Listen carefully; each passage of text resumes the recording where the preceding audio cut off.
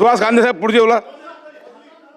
चला अध्यक्ष महोदय, लक्षवेधी क्रमांक 3 मंत्री महोदय. वितरित केल्याप्रमाणे अध्यक्ष महोदय, हा जो मी विषय मांडतोय सभागृहामध्ये अत्यंत संवेदनशील आहे. अध्यक्ष महोदय, 16 नोव्हेंबर 2025 ला मालेगाव तालुक्यामध्ये डोंगराळे गावामध्ये एका 3 वर्षाच्या चिमुरडीवर, जिनी जग बघितलं नाही, जिला योग्य काय अयोग्य काय माहित नाही, अशा मुलीचा तारेने गळा आवळून शेखर उर्फ विजय खैरनार ह्या नराधामाने तिचा खून केला. खून केल्यानंतर त्याला झाडाझुडपामध्ये तिला फेकून दिलं. अध्यक्ष महोदय, ज्या वेळेस ती बेपत्ता आहे म्हणून पोलीस स्टेशन मध्ये गुन्हा दाखल झाला आणि ज्या वेळेस गुन्हा दाखल झाल्यानंतर अध्यक्ष महोदय पोलीस तपासाला आल्यानंतर हा नराधम विजय खैरनार शेखर हा त्या पोलिसांबरोबर त्या मुलीला शोधायला झाडाझुडपांमध्ये आणि डोंगराळामध्ये आणि रानावनामध्ये फिरत होता. अध्यक्ष महोदय, त्या मुलीचा मृतदेह 3 वर्षाच्या मुलीचा मृतदेह सापडल्यानंतर पोलिसांनी ताबडतोब त्याच दिवशी, ज्या दिवशी मृतदेह सापडला त्याच दिवशी त्या नराधमाला अटक केली.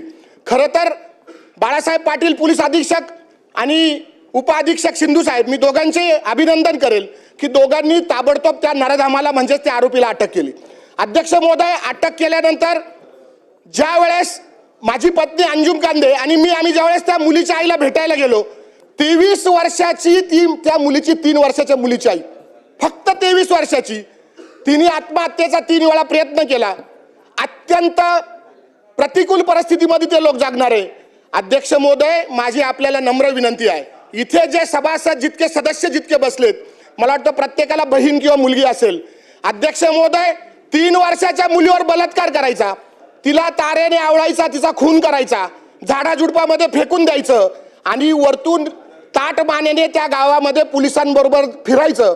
अध्यक्ष महोदय, मला असं वाटतं की कायद्याची भीती ह्या राज्यात राहिली का नाही असा माझा खरा प्रश्न आहे. अध्यक्ष महोदय, मी आपल्याला नम्र विनंती करतो की त्यावेळेस ज्या मुलीला आणि त्या मुलीच्या बापाला, ज्यावेळेस त्या यज्ञाच्या मुलीला आणि मुलीच्या बापाला भेटलो त्यावेळेस त्यांची परिस्थिती मी या सभागृहामध्ये शब्दामध्ये वर्णन करू शकत नाही. इतकी वाईट परिस्थिती त्यांची झालेली होती. अध्यक्ष महोदय, मी आपल्याला खरं तर असं म्हटलं पाहिजे, कायद्यात बसत नाही, परंतु ह्या नराधमाला जनतेच्या ताब्यात दिलं पाहिजे आणि याचा खरं तर मुर्दा गाडला पाहिजे असं म्हटलं तर काही वावगं ठरणार नाही. परंतु अध्यक्ष महोदय, माझी एकच मागणी आहे की जर ज्याला कायद्याची भीती नसेल अशा नराधमाला आपण ताबडतोब चांगला सरकारी वकील, ज्याला वेळ असेल, सरकारी वकील ज्याला वेळ असेल तो सरकारी वकील द्याल का? ही केस फास्ट ट्रॅक मध्ये चालवाल का? जो फास्ट ट्रॅकचा न्यायाधीश असेल ती महिला न्यायाधीश असेल का? आणि माझ्या 3 वर्षाच्या चिमुरडीला, माझ्या मुलीसारखी, माझ्या बहिणीसारख्या चिमुरडीला न्याय मिळेल का? आणि अध्यक्ष महोदय, आणि ज्या आमच्या बहिणी आहेत, माता भगिनी आहेत, यांच्यावर ह्या घटनेमुळे मालेगाव तालुक्यामध्ये, ह्या महाराष्ट्रामध्ये, ह्या मालेगाव तालुक्यात, नाशिक जिल्ह्यामध्ये, जळगाव, उत्तर महाराष्ट्रामध्ये ज्या महिलांवर जी दहशत पसरली, ह्या दहशतीसाठी याला फाशीची शिक्षा होईल का? आणि खास करून जे तुम्ही फास्ट ट्रॅक मध्ये चालवणार आहात मंत्री महोदय, त्याला महिलाच न्यायाधीश द्या आणि फास्ट ट्रॅक मध्ये चालवा. आणि जो आपल्याला द्यायचा आहे, मी आदरणीय उज्ज्वल निकम साहेबांचा मी आदर करतो. सरकारी वकील तर दिलेत, परंतु ते खासदार झालेत, त्यांना बऱ्याच वेळा दिल्लीला जायला लागतं. त्याच्यामुळे ही केस 1 महिन्याच्या आत निकाल लागेल का आणि निकाल लागून त्याला फाशी मिळेल का?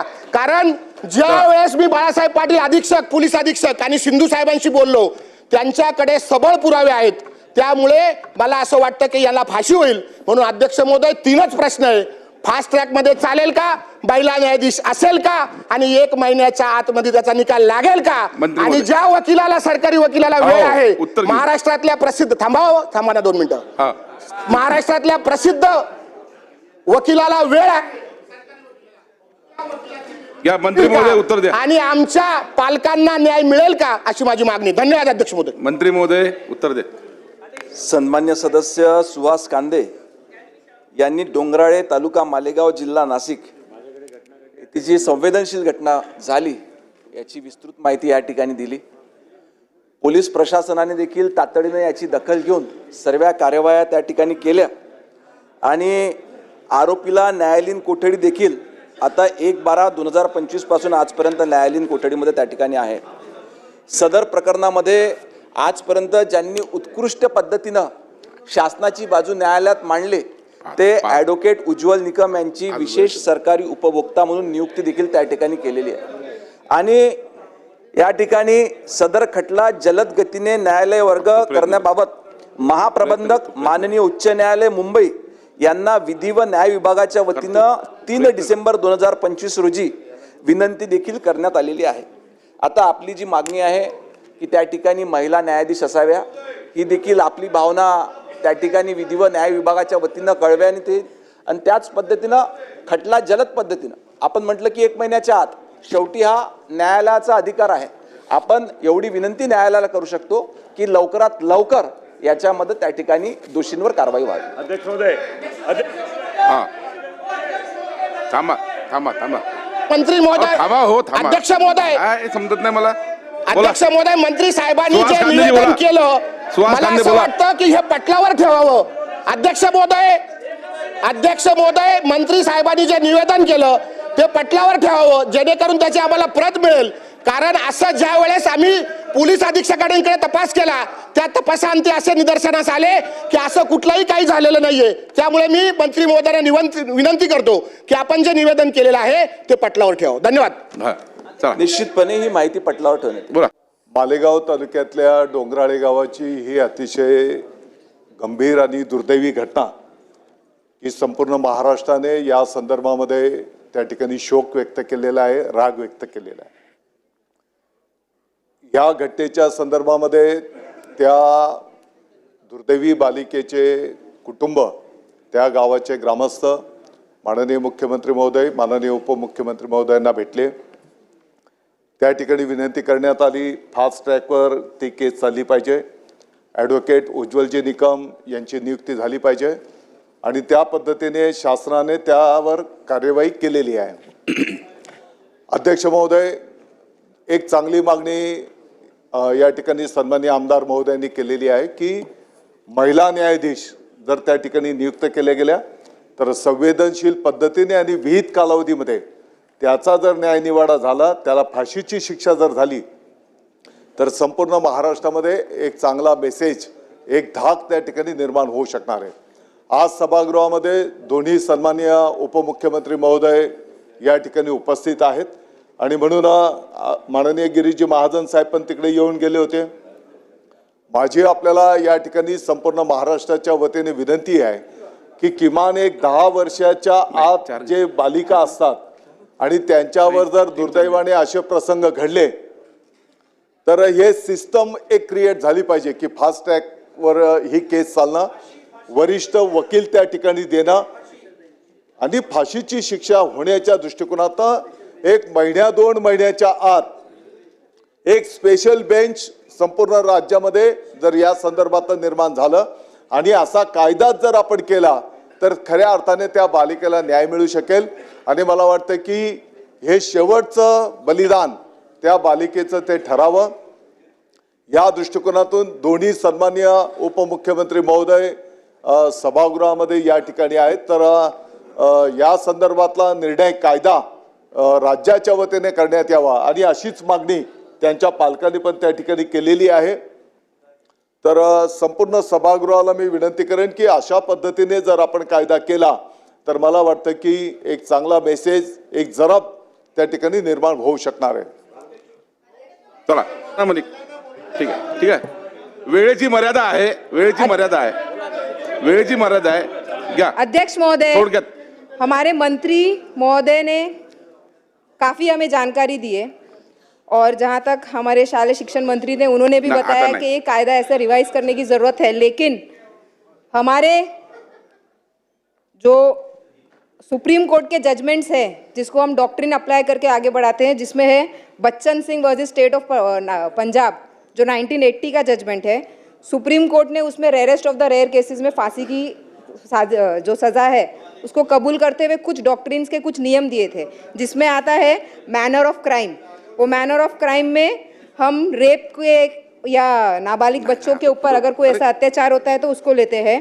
मोटिव ऑफ क्राइम होता है, इम्पैक्ट ऑन सोसाइटी होता है, अगर सोसाइटी इतने भारी पैमाने पे उसको इसकी मांग करती है तो। साथ ही साथ मैग्नीट्यूड ऑफ क्राइम होता है और विक्टिम्स वल्नरेबिलिटी, जिसमें चाइल्ड, वुमेन, एल्डरली, ये सब आता है। तो रेयरेस्ट ऑफ द रेयर केस में फांसी की सज़ा अगर हमारे महाराष्ट्र शासन के तरफ से सुझाव जाता है और ये सारे डॉक्ट्रिन को अप्लाई करती है जो सुप्रीम कोर्ट के जजमेंट के हिसाब से, तो ये होना चाहिए। और तुरंत से, मतलब सिर्फ 3 साल का नहीं, 5 साल का हम देख रहे हैं, ये लगातार हो रहा है, सिर्फ इधर का नहीं है। मैं भी एक माँ हूँ, मेरे पास 2 बेटियाँ हैं, मैं खुद एक औरत हूँ।